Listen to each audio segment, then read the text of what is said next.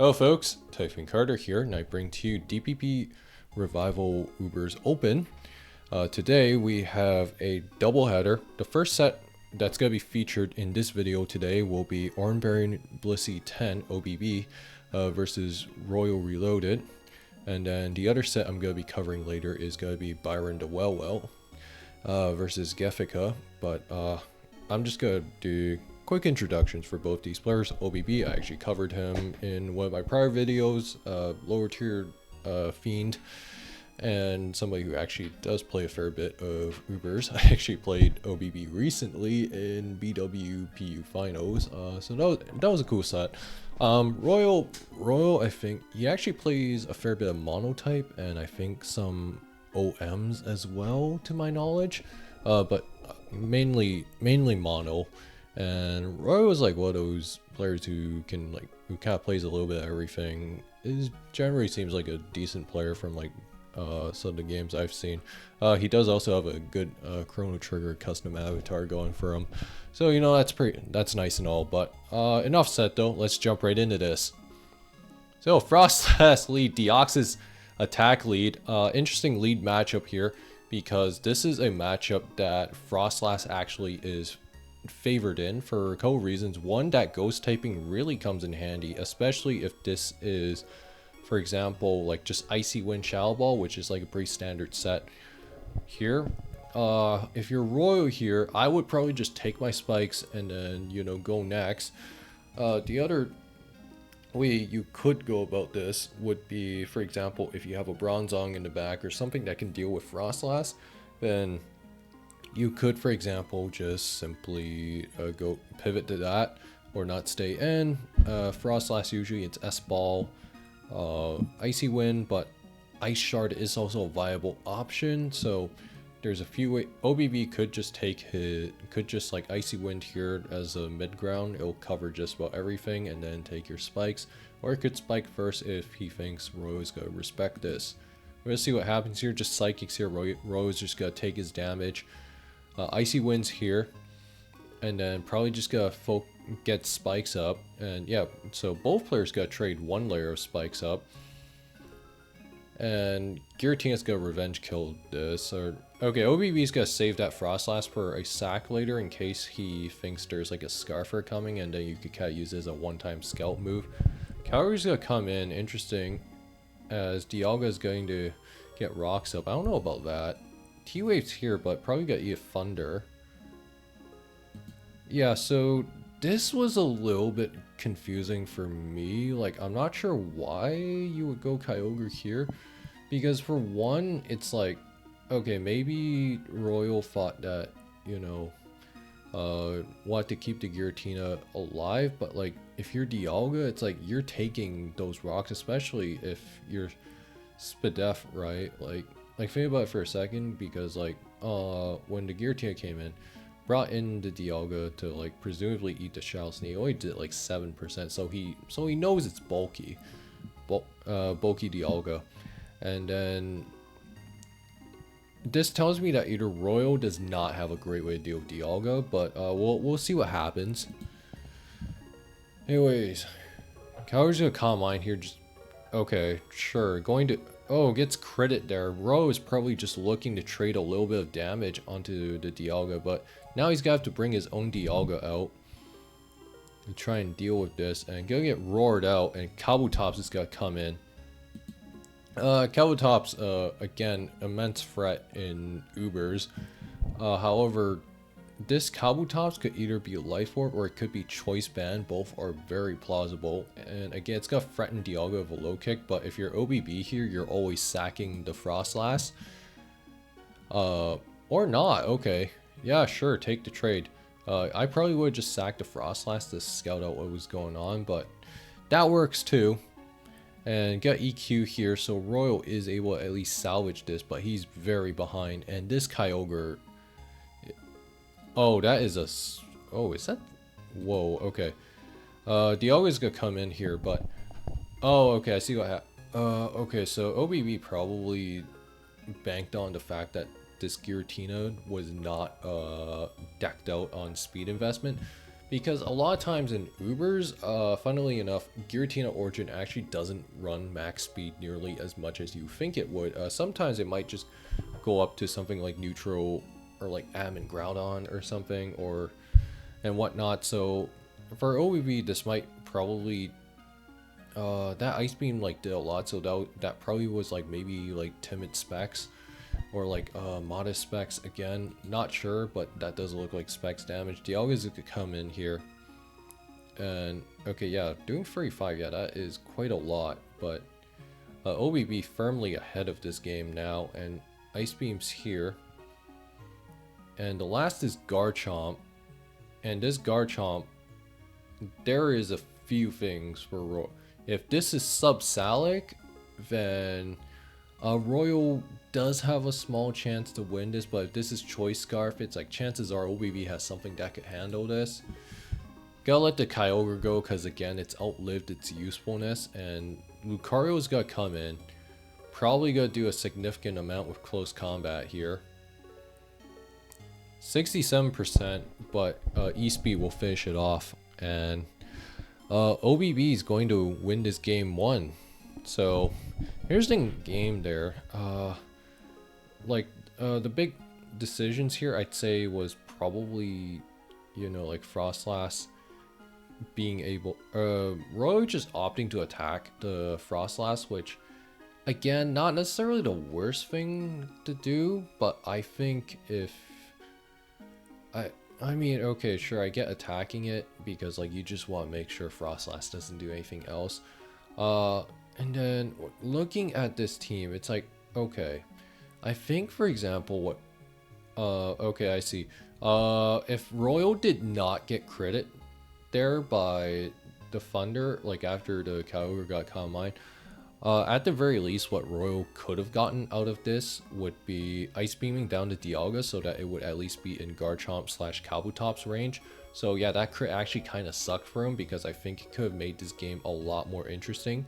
Because think about it, because if Royal is able to keep his Kabutops alive and the rain is still active, it's like Royal could still make some magic happen, you know, because again, that rain boosted Waterfall or even like a CV Stone Edge whatnot is still doing a significant amount. And then don't forget the Giratina, and then you got the Garchomp. Garchomp usually can live a +2 E-Speed, and then Lucario in Ubers always has the awkward problem where it wants both Amit and it wants Jolly as well as an S-tier because of the fact that one, it's like either you outspeed stuff like Giratina or you outspeed stuff like but then you sometimes just miss out on the power, so you might want to go Amit, but then it's like, oh, now you're like slower than, you know, like Rayquaza, sorry, not Rayquaza, or like you're outright slower than some variant like fast Kyogre, fast Groudon,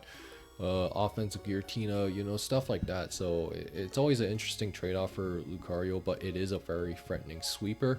Anyways, let's go into game 2.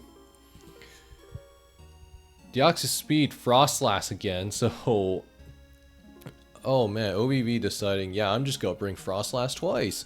And Frostlass, this is extremely favorable. Because for Deoxys Speed, it's like, again, it can't really do anything here. It's gonna get slowed down. Although if it's like Trick Scarf, okay, things could get interesting, but we'll see what happens here. Trick's here, and just gonna get spikes up, alright. And Deoxys Speed also gonna get spikes up. Surprise! Okay, I guess he doesn't have Taunt, which is, okay, fair. And go get all 3 layers of spikes up. Wait, it had wait, what? Hold on. Wait, no. Wait, if it had taunt, after that, yeah, I think after on turn 3 onwards, I would have just, you know, taunted and then try to spike up again, because at the very least, it's like now you can break the sash, make the Frostlass have to actually come in later, you know. But yeah, that's a bit of a weird, I don't know, I think that was a misplay. Yeah. Jeez. Anyways, Tricks again, and gets rid of focus, gets rid of lefties from Groudon, which is actually huge. But Kyogre's gonna threaten this Groudon, and Latias is gonna be to check here. Oh, nice sub. Latias usually is a decent catch-all option to check something like Kyogre, thanks to Sodu making its bulk like basically on steroids, more or less. But this Kyogre can be really annoying here. It could be like something degenerate like sub T-Wave. Could also be something like, you know, and then annoy it with Ice Beam, because unlike ADV Ubers, it's like the Lati twins here usually do not run Refresh, or it's very rare because you just simply do not have room for that. You want the firepower, you want to like just deal as much as you can. Calm Mind's up here, and okay, it does not get, okay, it gets T-Wave, so geez, I was just taking the damage. Oh, I guess oh, it's Surf. Okay, yeah, that's why. Probably. And then Giratina's gonna sub up here. Got Fish for full paras. Oh, okay, this is, oh, this Giratina origin set, this is sub Calm Mind with probably like Dragon Pulse. And then second attacking move can be like Thunder or Hidden Power Fire, depending. Usually use this to get around something like Fori, and to a degree Blissey, because most Blissies do not run an actual attack move. And yeah, there's the Calm Mind there. And then Shadow Ball could do nothing, but that Frostlass will go down at the very least. And Dialga is going to come in, probably go threaten an Outrage here on Scarf, or yeah, that works too.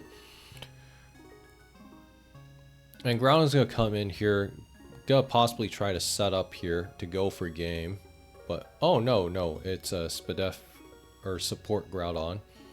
Dragon Claw's here, and that crit actually might have mattered if it had some bulk on that. Something, yeah, that's kind of annoying for Royal, because again, I think if he stayed in, like, he was probably okay with taking that Draco, because some Groudons actually do live that. We don't know for sure, but Jirachi's just gonna wish up here and probably just gonna do Iron Head nonsense. But oh, Hidden Power, is that Hidden Power Fire? Or, no, that did too little. I think that might be HP Ground for, I don't know, like Heatran or something. And Palkia is going to come in here, probably going to eat a huge EQ there.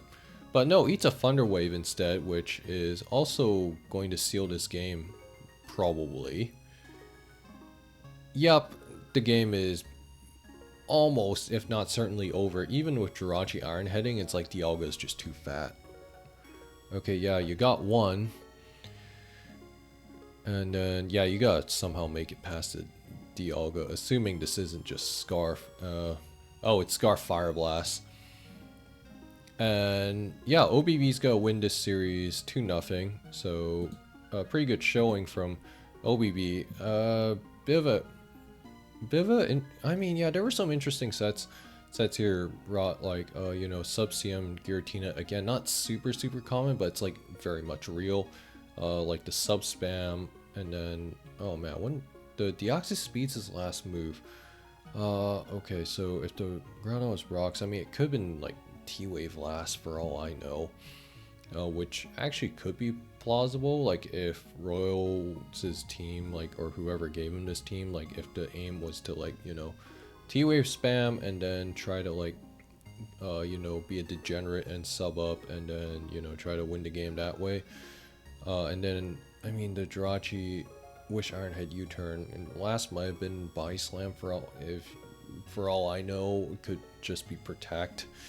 So yeah, there's that. And then, geez, you know, if you told me that the Palkia was sub 2, that'd be hilarious, and I could totally see that. And then as for OBB, it's this team, like, I think the last here could be something like a Giratina origin, like having a second floater, and then maybe even a Bronzong for all I know, or like a Scarfrachi could also, actually wait, no, probably not, but anyways, so that's set 1. We're gonna dive into set 2. So yeah, we got Byron the Well, and gephicka. I'll introduce Byron first. Byron, this guy has been playing Ubers for quite a long time. Very, very good player. Or this is somebody who is like a seasoned vet, more or less, although he usually plays something like Oras, to my knowledge. So like he like, I'd say Gen 4 isn't really his wheelhouse, but he certainly is used to the higher power levels, to put simply. Whereas for gephicka I know has actually dabbled with Ubers a little, or at least DPP Ubers a little bit, to some degree, but they are primarily a VGC and doubles player. So this is gonna be, could be something cool here. I'm excited to see how this turns out. Darkrai lead, Kyogre lead. So again, Darkrai versus Kyogre. Darkrai does not want to automatically click Dark Void here, because if this is Lum, well, yeah, nice knowing ya. If this is like Sash, for example, then maybe you could make that click. But then even if it is Lum, it's like, oh great, you just ate a T-Wave and now your Darkrai is useless. So that's one option. And then the other thing is, if this Kyogre is like Scarf lead, like Scarf Water Spout, it's like, oh well, nice knowing you, unless it is also Scarf Darkrai. So there's plenty of ways this matchup can go, and both players have a real incentive to switch out, but we'll see what happens. Goes into Latias here, and goes into Dialga. So yeah, both players don't really want to take a risk early on, but Dialga has a favorable matchup here. And just Draco's here. Oh, that might be Scarf Dialga, so, oh, that might be gephicka's Sleep Absorber, and then Kyogre's gonna come in. We're gonna see what happens here. Protects here. Water Spouts, oh, this might be Specs Ogre, if that Dialga was the Sleep Absorber, based on what gephicka's decision was. Latias gonna come in here. Fori's going to be the answer, and Kyogre's probably got hard in here.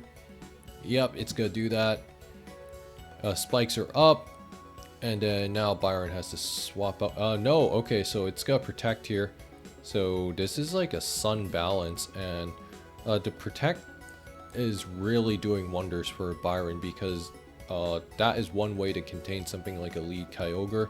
Because now that you know that, hey, it's gonna spam Water Spout, it's like, if this is choice, then, which it most likely is, unless it's something like, you know, Rest Chasto Berry, so that you can spam Water Spout again. That is actually something I've seen before. But let's see what happens here. Water Spout's here. That is a Specs Ogre. And then Bronson's gonna come in. Oh, this might be, I've seen, oh, there might be a Quillfish in the back here. Based on if that is a Specs Ogre lead.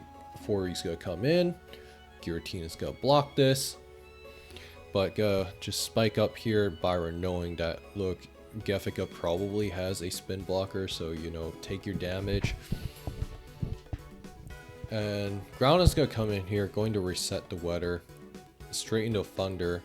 Gephicka could threaten a Draco here, but Byron's going to Protect spam here. Just try to like scout out the Draco, and yeah, that chip heal coming in huge, and big toxic exchange there, because one, you already have 2 layers of spikes and the stealth rocks. That means the Specs Kyogre, while threatening, it's not nearly as threatening, especially because Water Spout's power is gonna be a lot less, whereas it will probably have to sell for Surf. Right, and then, or Hydro Pump, which, well, it still got hit hard, but not nearly as hard, like the damage ceiling, just not as high. And then you really see how Protect came in huge for Byron's Groudon, because it was able to get a favorable exchange with Toxic. So, oh man, the last move could be Lava Plume for all I know, but I don't know for sure. Kyogre's gonna come in here, and oh, Byron's trying to double Protect there, but gotta get another free Protect. And Kyogre's gonna come in, got Ice Beam, and this Fori could throw a Toxic here. Gephicka's gotta be careful here. And Palkia is going to come in, and right on the Rapid Spin. so hazards are going to stay off. And then gephicka is going to take advantage of this, get a sub up. And then Groudon's going to come in, going to depower the water stab that it has. And force it to settle for, you know, Dragon Stab. And oh, that is a Scarf Dialga. But Bronzong's going to be able to come in here at the very least. But the problem here now is that you just infight Fortress in once again. And then you have to play the song and dance of like trying to spin block here. Yeah, there's the payback. So gephicka actually gets that turn right. But Giratina's going to have to... Oh, gets the turn wrong there. gephicka just trying to wear this thing down. And all 3 layers of spikes are up. And rapid spins here again, like, yeah, that is... I mean, yeah, Bronzong just doesn't hit very hard, and that's just kind of the reality of it. And then, yeah, again, I think gephicka's last almost certainly has to be a Quillfish here, because I see Palkia, I see Kyogre, it's like, that is way too Toxic Spikes weak. And, you know, if you're Byron, it's like, you're chilling. You can just, you know, spin all day. And then Kyogre's gonna come in. You gotta eat this up. Only has 1 more chance to get anything going. Gotta protect here. Yeah, there's the Surf. Again, he knows its specs. So yeah, like even a crit there would not have mattered. And Byron's going to use this opportunity to use the Kyogre as setup fodder. And this game might actually be a wrap with the way this is going. I mean, it's at +2. Well, it's effectively +3 because, you know, Sodu is a busted item. And yeah, no, I think the game's over. I hate to say it, like it sounds anticlimactic unless... Oh, okay, there's the Quillfish. Could friend an explosion here. No, it's just got Destiny Bond and... Oh, it actually saves the game. Mewtwo's the last though, and Bronzong's going to come in. This could be a stall 2 with... Actually, no, this might just be CM Mewtwo, but it could be a stall 2, for all I know, because, again, when you look at this scenario, it's like... Byron doesn't really... I mean, Byron could have gone Darkrai, but the set probably tells me that he was likely not comfortable doing that because of, like, the Scarf Dialga. But... Yeah, okay, so there's the taunt, there's the payback. It's probably Wisp, if you're running that. It's, and then Kyogre's gonna be sacked here. gephicka knows that. It's likely, yeah, there's the Wisp, and then the last move's usually Ice Beam. But this Palkia is like as good as dead. Oh, okay, just got a light screen here, sure. Yeah, oh, dual screens Mewtwo is sometimes a thing. But just going to drain all of those Hydros. It's got 1. A whopping 1 PP and... Oh, brother. Yeah, lands the Wisp there, explodes, lives on 1%, incredible. Yeah, that is how depressing Bronzong's damage output is. And then Aura-Spears here covers just about everything. And oh, just got Ice Beam here. Yeah, because usually Aura-Spear won't outright kill Darkrai. It's probably Chople too, if Byron made that play. So yeah, that's why gephicka swapped out, probably thought that, hey, this Darkrai could be Choppleberry, but no, it is just Scarf. And that crit may or may not have mattered, but Byron's going to win this game 1. Interesting game there, but really you see how Protect Spam basically neutralized gephicka's team.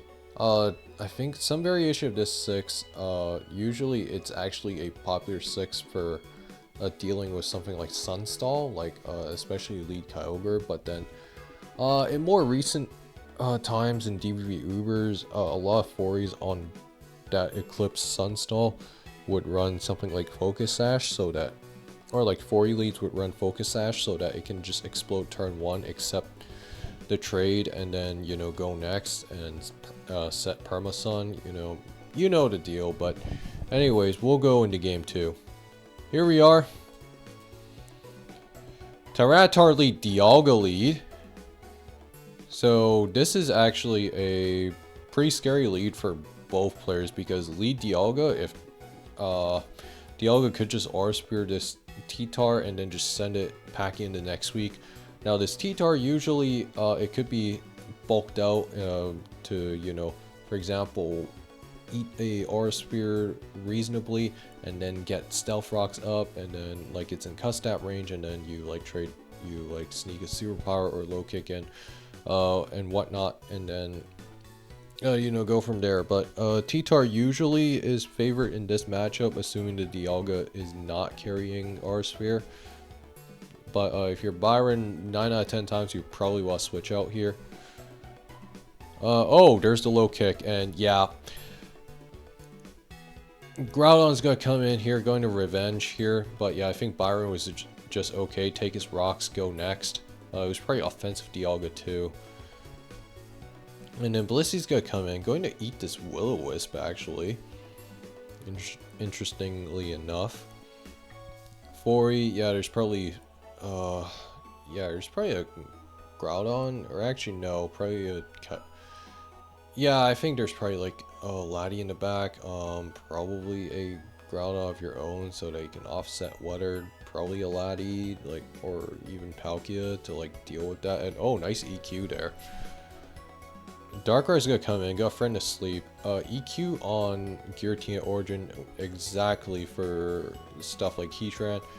It's actually kind of rare to see, but like Heatran, for a period in DPP Ubers was actually a very valid pick on Sun teams or like Groudon based teams, because the fact that one like Heatran just has like very bulky defensive stats, and like it's just generally very annoying to kill, can annoy you with Toxic and whatnot, because stuff like Clefable is not relevant in this tier, thank God. But Dark Void's here actually misses. Oh, huge crit there. Yeah, Byron. Oh man. But Fori's gonna come in, eat the Toxic, and Groudon's gonna come in, going to threaten a fire move on this Fire Punch, Flow Plume. And Fori's gonna protect here, and Byron's gonna take advantage of the protect to SD up here. And Giratina Origin's going to be the check here, and nice Dragon Claw there as a mid-ground, covered just about everything, knowing that gephicka doesn't want to stay in. Garchomp's going to come in here, got Outrage, does not actually kill. Yeah, that's a bulky SD Chomp, or sorry, Groudon, not SD Chomp, what am I saying? Before he's going to come in here, again, Groudon on its last legs. Fori will probably protect here. What Byron could do here is he could go Darkrai and take advantage of that, and then put it to sleep that way. So, oh, Blissey's gonna come in here, probably just gonna wear it down with S-Toss. Oh, Healing Wish is here instead. And oh, that is a huge Healing Wish if I've ever seen one, because one, this means that this Groudon is in an extremely favorable position. Oh, that Darkrai is also effectively dead, but because one, it can't stay in. Like Fori can't afford to make that trade. And Mewtwo's going to come in into a Sun boosted, and Darkrai is going to be sacked here to deal with the Mewtwo. That is a stall 2 from the looks of it.